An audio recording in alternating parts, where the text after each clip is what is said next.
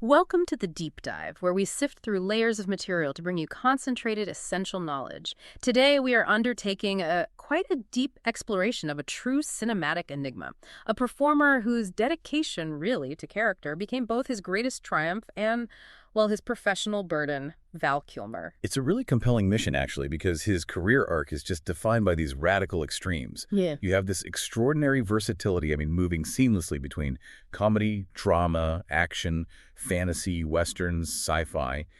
Yet he always seemed to operate just sort of outside the mainstream critical adoration he arguably deserved. Exactly. We are charting his life from 1959 right through to 2025, following his path as, well, an artist, an iconoclast, and ultimately a survivor who literally had to fight to reclaim his voice.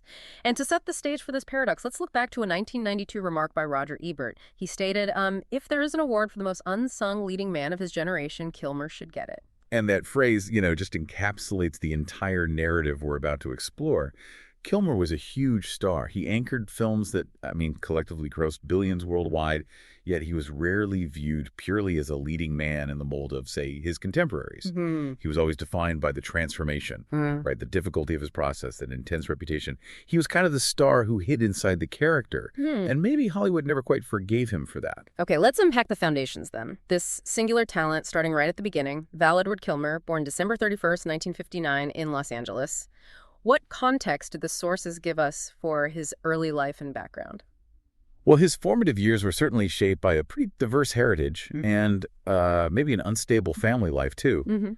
His mother, Gladys, she was of Swedish descent, and his father, Eugene, an industrialist, a developer, he had a mix of Irish, German, and Cherokee roots. Right. The family moved to the San Fernando Valley, but, his parents divorced when he was only 8. So that contrast, Hollywood proximity and personal turbulence, it sort of set an early pattern. And we know that a really profound personal tragedy marked his adolescence, something many believe fueled that intensity we see later in his acting. Yes, a truly devastating loss. His younger brother, Wesley, suffered from epilepsy. He drowned in a hot tub in 1977. He was only 16. Wow. And the sources consistently point to this event as just a critical turning point, like a shadow of grief maybe, and a driving intensity that you feel is often channeled directly into his dedication to the craft. When you look at that almost haunted quality he brought to roles like, say, Doc Holliday, you can almost see that early, profound personal experience reflected there. And compounding that intensity was this deep connection to his faith, which, as you mentioned, becomes absolutely crucial in the final chapters of his life. That's right. He was raised in the beliefs of Christian Science, and it was a faith he maintained with really extraordinary conviction throughout his adult life. This religion, it emphasizes spiritual healing, the power of prayer. Yeah. It provided a bedrock of belief, sure, but it later complicated his medical choices in a way few public figures have ever really experienced. Before he was, dodging missiles in Top Gun, he was a serious student of the stage. Attended Chatsworth High School, ran a pretty accomplished crowd. Kevin Spacey was there, dated actress Mare Winningham. But his true academic achievement came next. Yeah, that was the Juilliard milestone. He became, at the time, the youngest person ever accepted into the prestigious Juilliard School's drama division, Group 10. Wow. And this isn't just incidental. It immediately positioned him as this dedicated, classically trained craftsman, operating on a different artistic plane than a lot of the contemporary Hollywood hopefuls. And here's where that intensity maybe first led to a bit of professional friction, even among friends. The sources note his close friendship with Kevin Spacey started at Juilliard. It came to a pretty abrupt end over a financial matter from their student days. Yeah, it speaks volumes, doesn't it? Even that foundational early environment, the complexity and maybe the uncompromising nature of his character were already pretty evident. He seems like a man of fierce commitments, and the boundaries of those commitments, whether artistic or personal, were just rigid. This early rift over money with a peer, it kind of foreshadows the later, larger reputation he'd gained for being difficult in professional settings. The man just didn't compromise easily. So this dedication to classical training, it fundamentally defined his early career choices, didn't it? He was really a theater actor that Hollywood tried to turn into a movie star. That distinction is so key. His first major crossroads decision is almost unbelievable when you look back. In 1983, he declined a role in Francis Ford Coppola's The Outsiders. Wait. He turned down Coppola, the director who launched careers like Tom Cruise, Matt Dillon, Patrick Swayze, all because of prior commitment. Precisely. He chose to honor his prior commitment to the stage. specifically appearing off-Broadway in The Slab Boys in '83, alongside other emerging talents like Kevin Bacon and Sean Penn. Right. So while The Outsiders became this huge launching pad for so many of his contemporaries, Kilmer prioritized the discipline, the craft of stage work. It really cemented his identity as an artist with this internal artistic hierarchy that just didn't put commercial film success above everything else. He did admit later he probably wouldn't make that same choice again, but it really underscores who he was at the time. His first non-commercial screen acting role, an ABC after-school special called One Too Many, co-starred Michelle Pfeiffer. And this period inspired a really unusual creative endeavor. Yeah, his artistic output just couldn't be contained by acting alone, apparently. He self-published a collection of his own poetry called My Edens After Burns. Poetry, yeah. The contents included poems inspired by his time with Pfeiffer. And this is such a classic Val Kilmer detail, isn't it? A young actor on the verge of superstardom self-publishing rare, intense poetry. That book is now a genuine collector's item. Secondhand copies reportedly fetch like $300 and up. It just shows an artist constantly creating, even outside any commercial demand. The public, though, first saw his charisma not through intense drama, but through pure, unadulterated comedy in that 1984 spy spoof Top Secret. Top Secret. Yeah, it showcased his range immediately. He got top billing as Nick Revers, the American rock and roll star, and in a move that just demonstrates his full commitment to character immersion. Even in a parody, he didn't just act, he sang all the songs in the film. Wow! Which led to the very unusual decision to release an album under his character's name. It just demonstrated this willingness to go all in, whether it was for Shakespeare or, slapstick. He followed that up quickly with the lead in the 1985 comedy Real Genius. But the shift to global stardom, that required a move away from comedy. He first turned down David Lynch's surrealist masterpiece, Blue Velvet, before being cast in the film. That really made him a global household name. That transition came in 1986 with Top Gun. He was cast as Lieutenant Tom Iceman Kazansky, the rigid, highly skilled foil to Tom Cruise's Maverick. The Iceman. The Iceman. Top Gun was just a cultural phenomenon, right? Right. Grossed over $344 million worldwide, instantly shifting Kilmer from this respected theater and comedy actor to a bona fide major Hollywood leading man. And that tension he brought to Iceman, that simmering, contained intensity, it was a perfect precursor to the more complex roles that were coming. So the late 80s, including Willow, where he met his future wife, Joanne Whalley, that really cemented him as a viable star. But the period between, say, 1990 and 1995, that's where Kilmer demonstrated this almost chameleon-like ability to inhabit iconic figures through extreme, almost obsessive preparation. This is where that Juilliard commitment really paid off, you feel? Oh, this period is just a masterclass in method acting. It shows how his pursuit of authenticity often overshadowed the actual fame or the salary. He wasn't just playing characters. He was seeking to, channel historical figures. Okay, let's start with the role that really redefined his ability to transform. Playing Jim Morrison in Oliver Stone's 1991 film The Doors. The preparation for this role, it's become legendary in Hollywood history. It was an exhaustive commitment. I mean, the sources say that before he even got the part, Kilmer memorized the lyrics to all of Morrison's songs. All of them. All of them. He recorded himself singing, sent the tape to Oliver Stone, just demonstrating this proactive dedication that went way beyond a standard audition. Stone, apparently, though initially skeptical, was won over by just the pure sonic accuracy. And the preparation wasn't just musical, it was deeply psychological, too. Kilmer actually voiced some significant concerns about the narrative direction of the film early on. Yeah, he argued pretty fiercely with Stone about how Morrison should be portrayed. Kilmer was worried, apparently, about the film purely promoting substance abuse. He believed that Morrison picked the wrong heroes. He insisted the film needed to tell the story in, 1,000 different ways, focusing on the creative genius and the complexity, rather than just reducing Morrison solely to his drug use. And Stone ultimately agreed to incorporate that perspective, which shows Kilmer's intensity was often used to protect the artistic integrity of the character he was playing. So once cast, he basically became Jim Morrison, the physical, the emotional immersion. It lasted nearly a year before filming even started. 12 months, yeah. Yeah. He dressed in Morrison-like leather and snakeskin clothes, lived on a similar schedule, apparently frequented Morrison's old haunts along the Sunset Strip just to fully absorb the environment. That's the definition of deep dive method acting, right? Erasing your own identity to become the subject. And here's where the preparation truly became transformative. The voice channeling. It was startlingly accurate. The musical results were so convincing that members of the Doors themselves struggled to tell the difference. Really? Yeah. Paul Rothchild, the band's original producer, decided to test this accuracy. He played Kilmer's version of the song The End for Doors guitarist Robbie Krieger, Okay. who, without prompting, believed it was a long-lost recording of Jim Morrison they'd just forgotten about. Oh. I mean, the ability to fool the subject's own bandmates, that's perhaps the highest validation you can get for that level of total transformation. We should note, though, that while Kilmer's performance itself was hailed, the overall interpretation of Morrison by Stone, that was met with some skepticism from within the band itself. That's a really crucial distinction.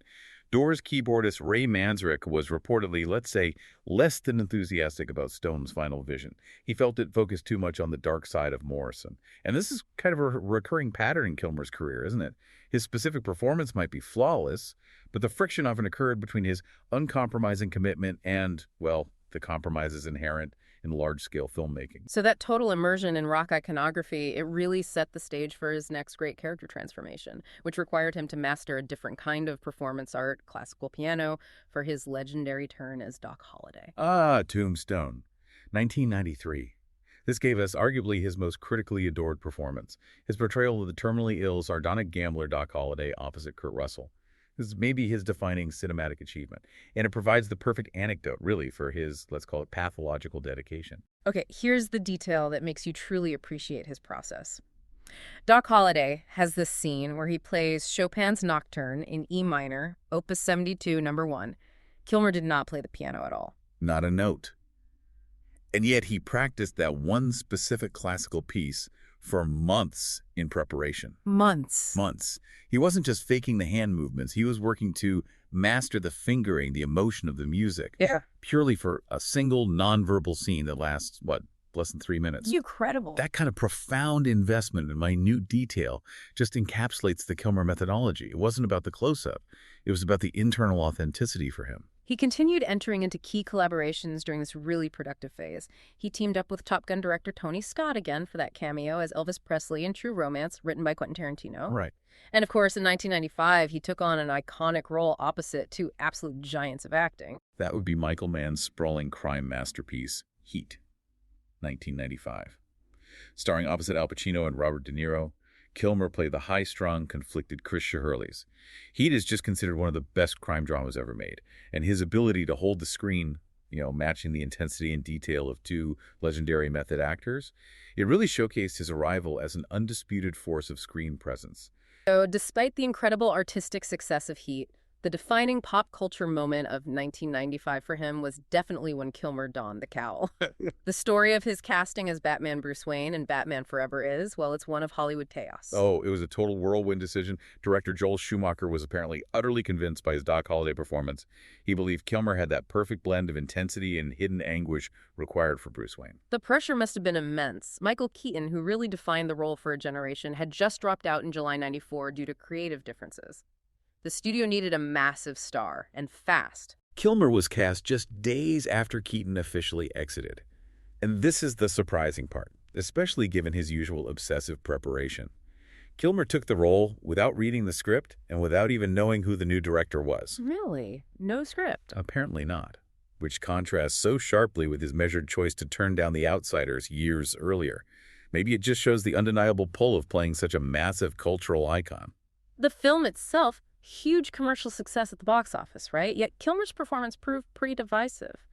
How did critics and audiences react to his interpretation? Yeah, it was really split down the middle. Yeah. Janet Maslin, among others, found him a poor, maybe too moody successor to Keaton's kind of internalized eccentricities.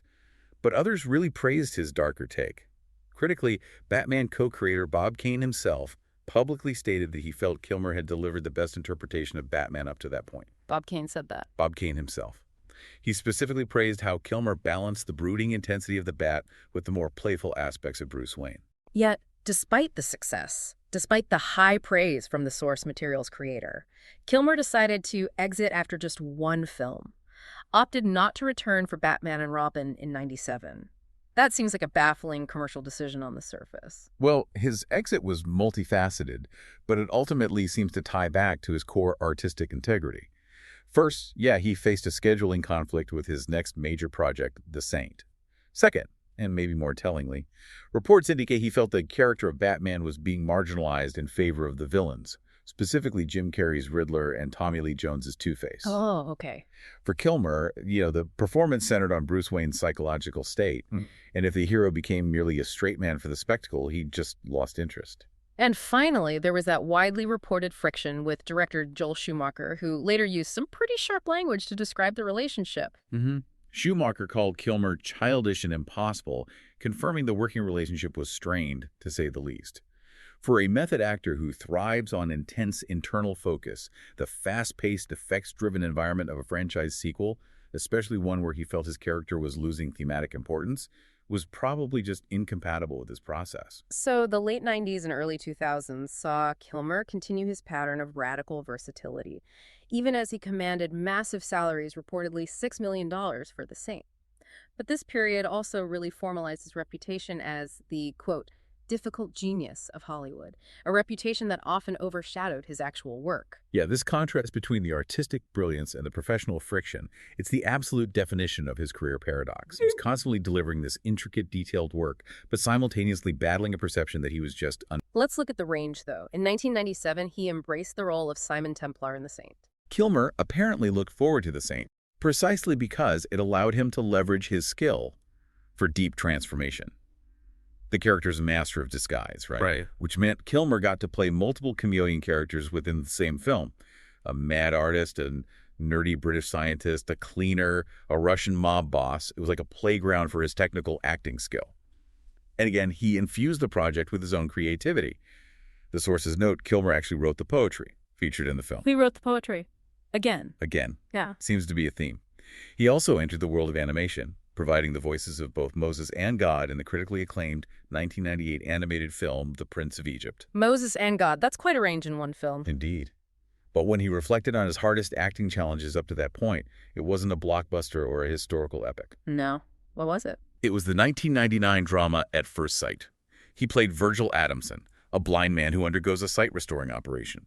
Kilmer stated this was the most challenging role he had undertaken, which suggests that, technical difficulty and deep emotional truth rather than commercial reach were his real metrics for success. The 2000s were marked by these critical darlings that often fell flat commercially.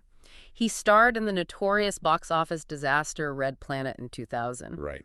But then, 2 years later, received strong reviews for the limited release thriller The Salton Sea. And his commitment to portraying real figures continued unabated. He played the abstract expressionist painter Willem de Kooning in Pollock in 2000. And then, in sharp contrast, tackled infamous porn star John Holmes in Wonderland in 2003. Wow, de Kooning to John Holmes. Exactly. This constant shifting of genre and subject matter just demonstrates this restless artistic spirit that absolutely refused to be pigeonholed by Hollywood. Reputation paradox. Okay, now we really have to address the difficult reputation that dogged him throughout his life. The sources are filled with directors who basically vowed never to work with him again. Yeah, the negative accounts are severe, and they definitely impacted his professional standing. You consider director John Frankenheimer, who worked with him on that troubled set of The Island of Dr. Moreau in '96. Frankenheimer stated publicly, "I don't like Val Kilmer, I don't like his work ethic, and I don't want to be associated with him ever again." Pretty blunt. Wow. Joel Schumacher called him childish and impossible. Richard Stanley, the initial director of Moreau, who got fired early on, recalled that Kilmer's arrival was immediately followed by this massive argument over costume design. Right. It suggests a pattern where Kilmer's uncompromising nature frequently clashed with the collaboration required on a film set. And this conflict kind of came to a head in that famous quote from his Tombstone co-star Michael Biehn. Biehn stated, "I don't know Kilmer, never met him, never shook his hand. I know Doc Holliday, but I don't know Kilmer." Okay, but wait. Is that a failure of professional collaboration, or is that actually the highest form of praise for a true method actor? That the man disappeared so entirely behind the character, even to his co-stars? It raises a really fascinating question, doesn't it? About the incompatibility, maybe, of his acting style with blockbuster production. Kilmer's process was intensely internal, intensely private. He focused so deeply on inhabiting Doc Holliday, on that internal authenticity, that he often maintained this almost monastic distance from the reality of the film set. So for collaborators like Biehn, who expected a standard level of professional camaraderie, this aloofness probably read as arrogance or coldness. But then the narrative is fiercely contradicted by these supportive voices, suggesting this reputation was maybe fundamentally based on misunderstanding his process, or perhaps creative differences that got interpreted as personal antagonism. That's where the paradox truly deepens. Mira Sorvino, his co-star in At First Sight, explicitly defended him. She stated he was professional and gentlemanly and a terrific actor. Kurt Russell confirmed that his experience on Tombstone was absolutely great. Even Drew Barrymore, who co-starred in the high-pressure environment of Batman Forever, described him as nurturing and kind and safe. Nurturing, kind, and safe. That's quite different. Perhaps the most illuminating anecdote comes from Hilary Burton, his co-star on the film Bloodworth. This story seems to completely reframe the narrative of his difficulty. Burton recounted how she found him the sweetest man. She highlighted this specific instance where Kilmer, sensitive to the context of the scene, unilaterally cut a gratuitous sex scene they were scheduled to film. Decided it didn't serve the story. He cut the scene. Cut the scene. Changed it instead to a scene where their characters were simply eating barbecued ribs. Burton stated, "I felt so safe and cared for by that man. That movie was a magical experience." That detail feels critical. It suggests that maybe his difficulty was often an unwavering demand for artistic integrity and respect, particularly towards his co-stars, even if it meant challenging the director or the script. Seems the people who valued the art above the ego often praised his commitment. So the film that, by all rights, should have heralded his major return to mainstream critical acclaim was the 2005 action comedy Kiss Kiss Bang Bang, opposite Robert Downey Jr. Yeah, his performance as Gay Perry, the hard-boiled private investigator. It earned him a Satellite Award for Best Supporting Actor. The film was this enormous critical darling, won the Overlooked Film of the Year award from the Phoenix Film Critics Society. It was sharp, unique, and saw him deliver one of his best comedic performances, really. Yet, despite all that critical consensus, the film only got a limited release and failed to generate the momentum needed for a full comeback. Pretty much, which led to some serious speculation within the industry about why Kilmer couldn't sustain a major career trajectory in the 2000s. The publication Film Inc. articulated the harsh questions Hollywood was asking, speculating on whether he was, quote, too chubby or had simply burned too many bridges. Oof. Yeah, that harsh assessment really highlights the unforgiving nature of the movie machine, doesn't it? For an actor who put so much of his self-worth into the craft, speculation about his physical appearance or his past conflicts just demonstrates how professional relationships and marketability often override sheer talent in Hollywood. He was an uncompromising artist in a system that really demands maximum compliance. Even so, he remained a presence in unexpected places, reuniting with Tony Scott for Deja Vu in 2006, and providing the voice of KITT for the Knight Rider TV pilot and series. Yeah, a role he took uncredited, apparently honoring the mysterious spirit of the original show, still finding ways to work, even unconventionally. Okay, moving into his final years, Val Kilmer shifted focus away from mainstream blockbusters toward these intensely personal creative projects, his deeply held faith, and then, tragically, the health crisis that would define this final chapter. He was really proving that his identity as an artist extended far beyond just the confines of acting.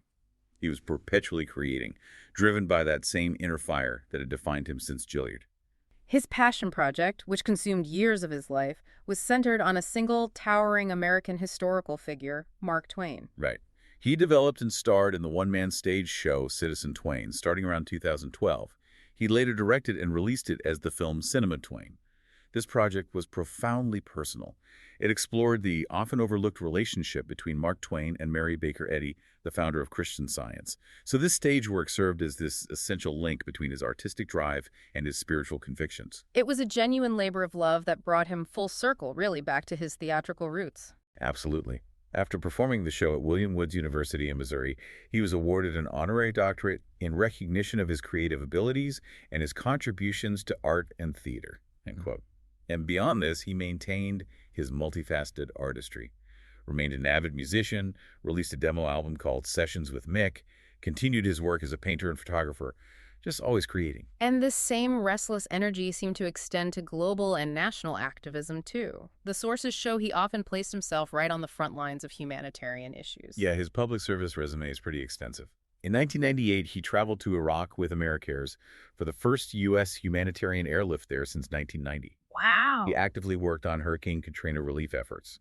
And drawing upon his heritage, he was a strong supporter of Native American affairs, This commitment even spilled briefly into politics.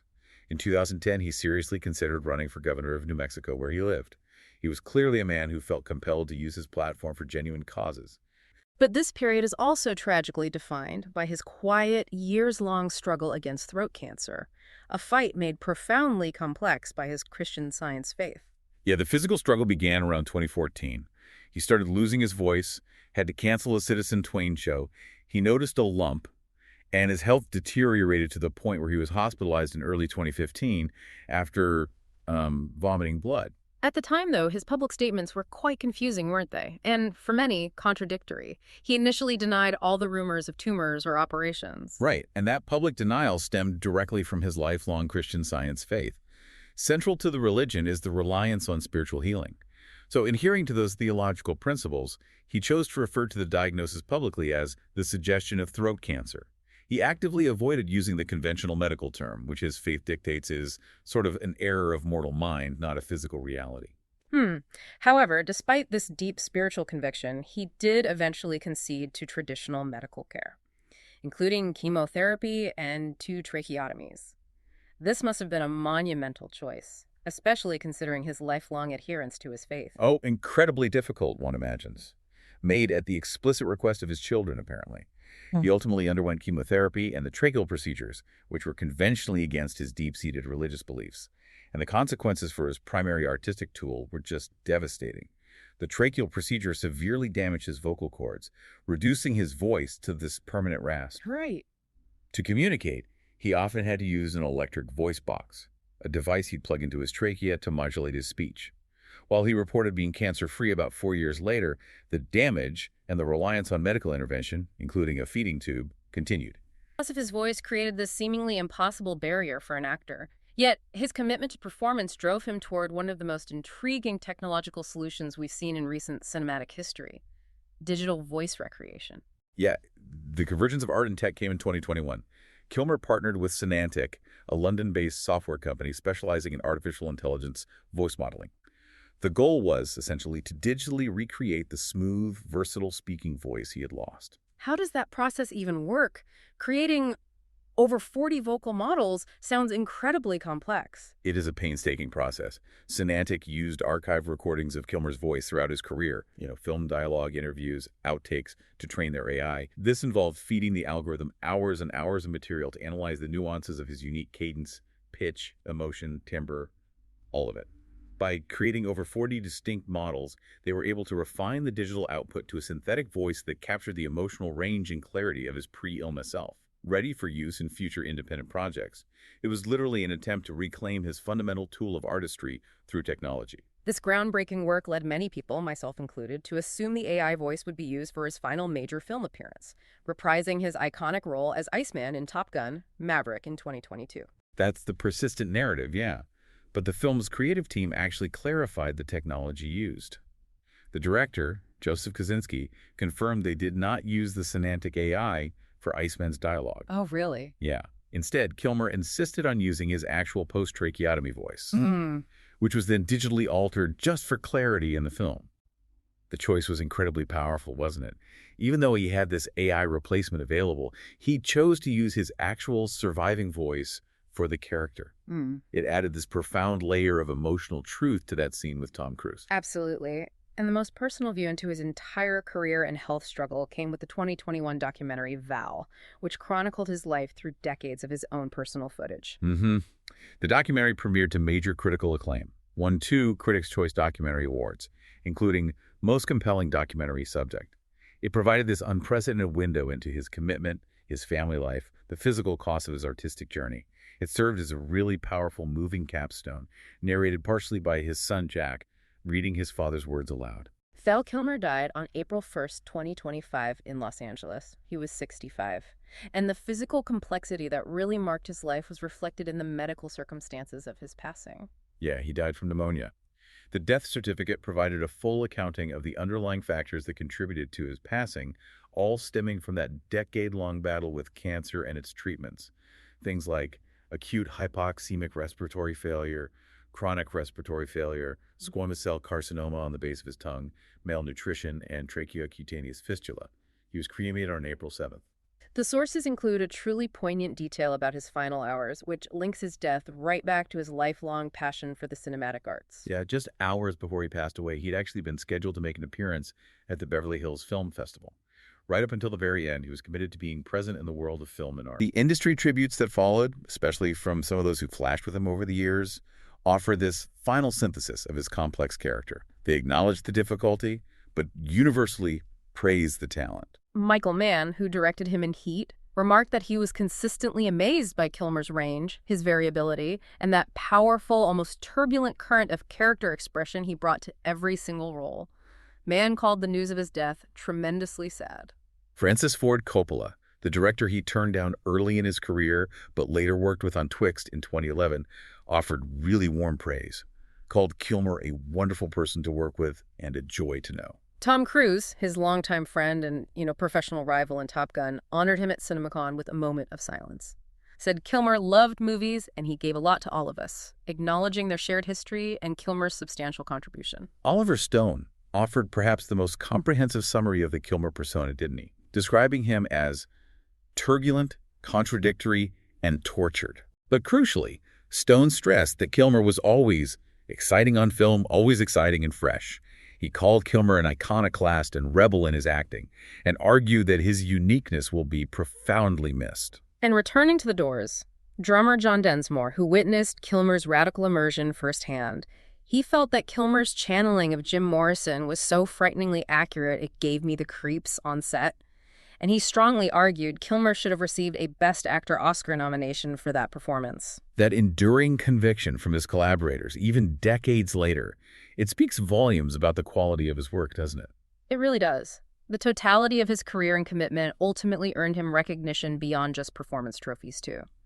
In 2022, he received the Humanitarian Award at the Satellite Awards, acknowledging his decades of charitable work.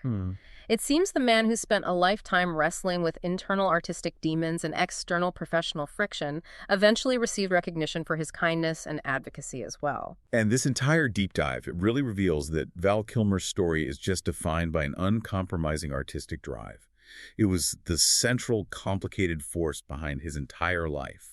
It's the same force that made him practice Chopin for months for a single scene in Tombstone and memorize hundreds of songs to become Jim Morrison. That fierce, unwavering dedication fueled his legendary performances, but also, inevitably, created the impossible standards and the friction that contributed to that difficult reputation. We've seen how his life was really a testament to total dedication, even when that dedication clashed with the realities of Hollywood or ultimately the constraints of his own physical health. It raises an important question, I think, for you, the listener, to consider as you reflect on his complex legacy. What is the core purpose, the creative challenge, or the dedicated pursuit in your own life that is worth that level of intense, uncompromising focus, despite whatever personal or professional cost it might carry? This deep dive shows that sometimes maybe that complexity is exactly what makes the art endure.